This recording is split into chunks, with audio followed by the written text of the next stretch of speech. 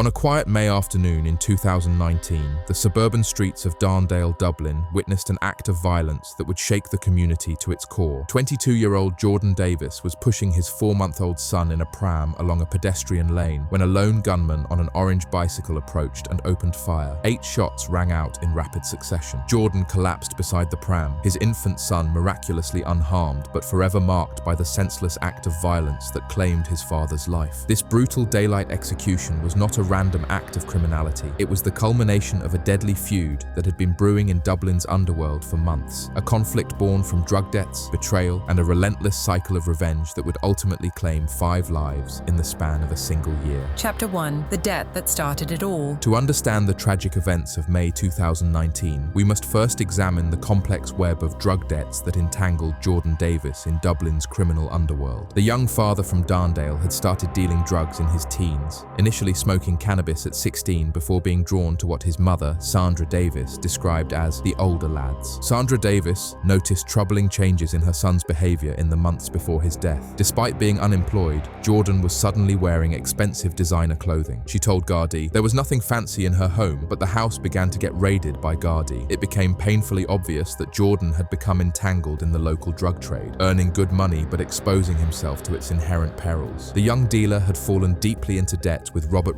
Redmond, a seasoned criminal in his late 30s with an extensive criminal record spanning 99 previous convictions. Redmond was a known career criminal in Dublin's underworld, mainly for carrying out armed assaults, extortion, and even murder. He supplied drugs to younger dealers like Jordan on credit, expecting substantial profits in return. Court evidence exposed the severe scale of Jordan's financial burdens. Supplier tick lists, which tracked drug debts, showed that Jordan Davis, nicknamed Jordo, owed a staggering €153,000 at one point. Even after making partial payments, a later entry still showed €70,000 written beside his name with the ominous notation, "Not yet," indicating a massive sum he had yet to repay. Chapter 2: The Intimidation Campaign. By the end of 2018, tensions between Jordan and Redmond had reached a breaking point. Jordan's mother, Sandra Davis, provided chilling testimony about how the threats against her son escalated during this period. Just after Christmas 2018, 2 men arrived at the Davis family home in Coolock, looking for Jordan. Sandra Davis recalled inviting the men into her sitting room to discuss the matter. She recognized one as Sean Little, a local drug dealer she knew from the neighborhood. The other was described as huge with dark hair, beard, and muscled, known by the nickname Smithsa. Gardaí later identified this man as Coolock Smith, a notorious gang enforcer and gun-for-hire associated with the Kinahan cartel. The confrontation was terrifying. Little, acting as the primary spokesperson, was animated and furious. He told Sandra that Jordan owed up to €70,000 and called him a little punk. Most chillingly, he warned her that she would be identifying him in a coffin if the debt wasn't paid. Little made it clear that Jordan was going to be shot if the money wasn't produced. While Little raged, Smith remained largely silent, his imposing 6'2" frame serving as a menacing presence that needed no words to convey the threat. The confrontation only ended when Smith intervened, telling Sandra they would take her word that she would speak to her son about the debt. When Sandra confronted Jordan about the visit, her son admitted he had agreed to pay €5,000 per week to settle the debt, though he could only manage €3,000 due to his financial constraints. True to his word, Jordan began making these payments, scraping together whatever cash he could in a desperate attempt to avoid further violence. Chapter 3: Escalating Violence. Despite Jordan's efforts to pay down his debt, the Intimidation Campaign intensified. In March 2019, Sandra Davis experienced another terrifying incident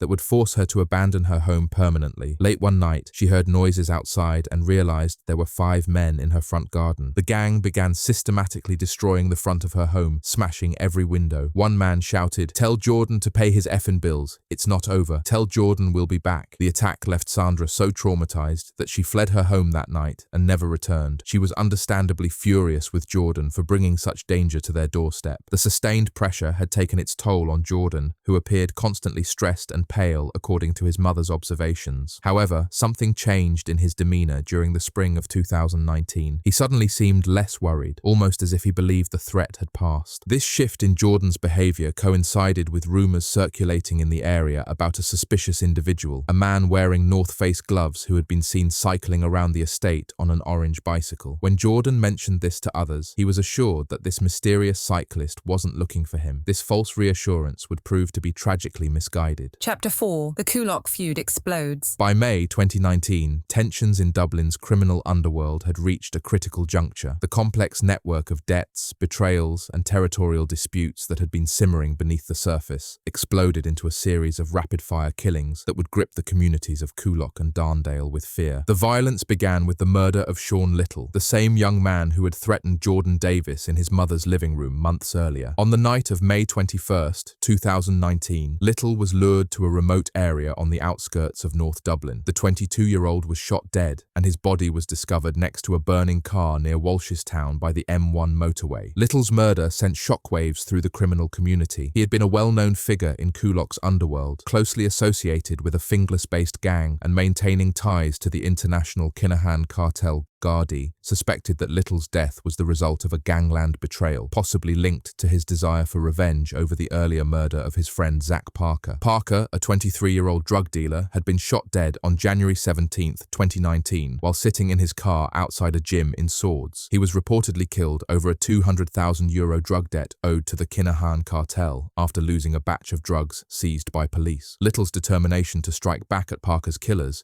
may have ultimately cost him his life. Ironically, evidence later suggested that Little may have been killed by Cowlan Smith, the very enforcer who had accompanied him to threaten Jordan's mother. Despite their apparent friendship, Smith, acting as a hired gun for the Kinahan cartel, likely eliminated Little on higher orders to prevent any retaliatory attacks. Chapter 5. The Execution of Jordan Davis. On May 22, 2019, just 36 hours after Sean Little's murder, the feud claimed its next victim. Jordan Davis, despite all the warnings and months of living in fear, was taking what should have been a peaceful walk with his son. The 22-year-old father was pushing his 4-month-old baby in a pram along a pedestrian lane off Marrold Road when death arrived on an orange bicycle. The gunman, later identified as Wayne Spuddy Cooney, pedaled into the lane and opened fire with a pistol. 8 shots echoed through the quiet residential area. Jordan was struck at least 3 times and collapsed beside his son's pram. Miraculously, the infant was physically unharmed, but the psychological trauma of witnessing his father's execution would remain with him forever. Father Edward Quinn, whose parochial house overlooked the scene, was among the first to respond to the shooting. He recalled, "I was in the house, and I heard 5 loud bangs just down the lane there. There was a poor chap obviously had been shot, so I had brought the holy oils with me and given him the last rites because he was obviously had lost his life at that point." The proximity of the shooting to local schools deeply unsettled the community. Both a national school and a secondary school were located just yards from the laneway where Jordan died. He had been a former pupil of both institutions, making his violent death even more poignant for the tight-knit community. Chapter 6. The Mastermind Behind the Murder. The investigation into Jordan's murder quickly revealed the calculated nature of the killing. CCTV footage from the Darndale area showed a man on an orange bicycle stalking the neighborhood in the days before the murder. The cyclist's movements and build caught the attention of investigators, with one Garda witness later testifying that he was 100% sure the man in the footage was Wayne Cooney. Cooney, a 29-year-old from Talla, was an associate of Robert Rue Redmond and the boyfriend of Redmond's younger sister, Rachel. The prosecution would later describe him as moving through the area like a shark patrolling the ocean looking for its prey in the days leading up to the execution. The true architect of Jordan's murder, however, was Robert Redmond himself. Evidence presented in court revealed that just 19 days before the shooting, Redmond had sent Jordan a series of menacing WhatsApp messages that read like a death sentence. The messages included threats such as "effing clown that can't pay bills trying to be a big man, trust me, I'll get you soon," and "I'm on your case, mate, it won't be long very soon, bang bang," punctuated with laughing emojis as if to taunt his victim. Jordan's simple response, "Nice one, mate," would be among his last communications. 19 days later, he lay dead in a Darndale laneway, and Redmond's grim promise had been fulfilled with devastating finality. Chapter 7. The Cycle of Revenge Continues. The murder of Jordan Davis was not the end of the bloodshed. On May 28, 2019, just days after Jordan's killing, the feud claimed another victim. Hamid Sanambar, a 34-year-old Iranian criminal who also went by the identity Muhammad Ali Khorram, was shot dead outside the home of Sean Little's family on Kilbarron Avenue in Coolock. Sanambar had come to pay his respects to the Little family, offering condolences for their son's death. It was a gesture that would cost him his life. Associates of Sean Little blamed Sanambar for double-crossing their friend, making him a target for revenge. 3 men wearing balaclavas were seen leaving the scene in a silver Toyota Avensis, after pumping multiple bullets into Sanambar in the family's driveway. The Iranian had arrived in Ireland as an asylum seeker before being granted permission to remain. He had lived in various parts of the country, including Longford, Cork and Priorswood in Dublin. His criminal record included a 3-year suspended sentence in 2015 for his role in a violent robbery of women working in a Cork brothel in 2012. Chapter 8. Justice delayed but not denied. The investigation into the Coolock feud would span several years, with Gardaí methodically building cases against those responsible for the wave of violence. The first major breakthrough came in July 2022 when Wayne Cooney was found guilty of Jordan Davis's murder at the Central Criminal Court.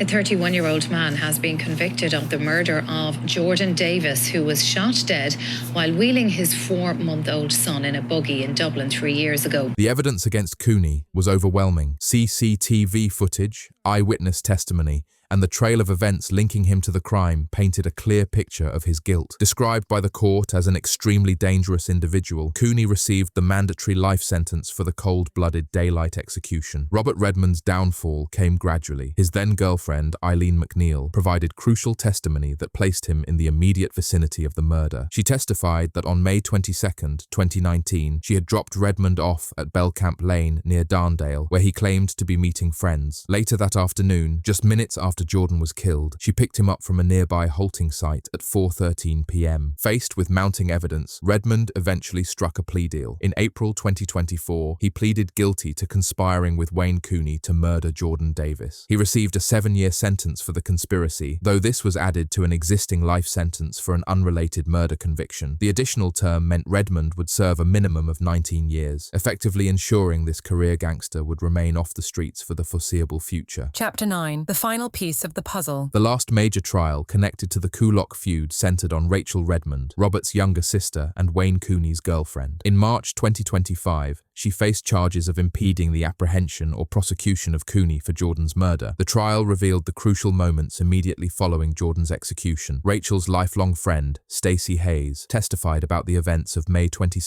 2019. She described how she was driving her silver Volkswagen Golf with Rachel as a passenger when they heard about the shooting. Rachel's phone rang. It was Cooney calling for a lift. Hayes testified that they drove to a bus stop in Clarehall on the Malahide Road, where Cooney was waiting. The timing was damning. They arrived within minutes of the shooting. Rachel was on a phone call as they drove, and when Cooney got into the car, she immediately told him, "There's been a shooting in Darndale." His casual response, "It's a mad place," revealed no surprise or concern. The prosecution argued that Rachel's actions went far beyond an innocent favor for her boyfriend. That same evening, she used her bank card to book a room at the Clayton Hotel near Dublin Airport for Cooney, a location conveniently far from Coolock where he could lay low. CCTV footage showed her at the hotel front desk after midnight, checking in under her name. Despite Rachel's protests of innocence and claims that she had no knowledge of the murder plot, the jury was unconvinced. After deliberating for over 7 hours, they returned a unanimous guilty verdict on both counts of impeding the investigation. As she was led away in handcuffs, Rachel shouted, "They're a pack of scumbags," her final defiant words echoing through the courtroom. Chapter 10. The wider impact. The Coolock feud represents more than just a series of criminal killings. It illustrates the devastating impact of drug-related violence on entire communities. The conflict began with the assassination of Zach Parker in January 2019 and concluded with the killing of Ian Boylan in December of the same year, claiming 5 lives in total. The families of the victims continue to grapple with their losses. Jordan Davis's mother, Sandra, was forced to abandon her home and witnessed her son's descent into a world that would ultimately consume him. The Little family endured not only the loss of their son, Sean, but also the trauma of having another man murdered outside their home as he came to offer condolences. The Criminal Assets Bureau later targeted the assets of Sean Little,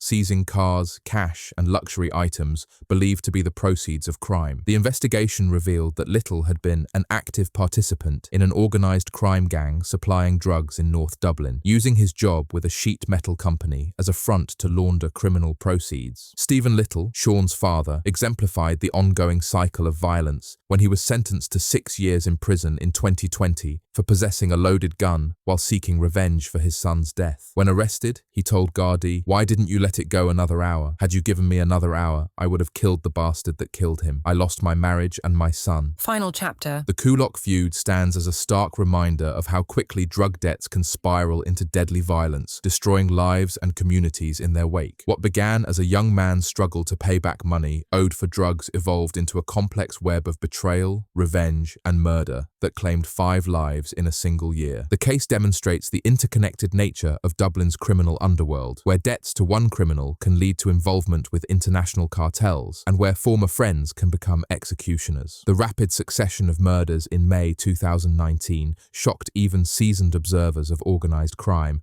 highlighting the volatile and unpredictable nature of gangland disputes. Today, the main protagonists of this deadly feud are either dead or imprisoned. Wayne Cooney serves a life sentence for murder, Robert Redmond faces decades behind bars for conspiracy and other crimes, and Rachel Redmond awaits sentencing for her role in helping a killer escape justice. Yet the investigation continues, with detectives hopeful that additional charges will be brought against others who participated in or facilitated these crimes. The communities of Coolock and Darndale continue to heal from the trauma of 2019, but the scars remain. The case serves as a sobering reminder of how the illegal drug trade doesn't just harm those who choose to participate in it. It devastates families, terrorizes communities, and leaves a trail of grief that extends far beyond the immediate victims. For Jordan Davis's infant son, now growing up without his father, the true cost of the Coolock feud will be measured not in prison sentences or asset seizures, but in the absence of a parent's love and guidance. In a conflict where there were no winners, only victims, his loss remains the most profound and irreversible consequence of a war that should never have been fought.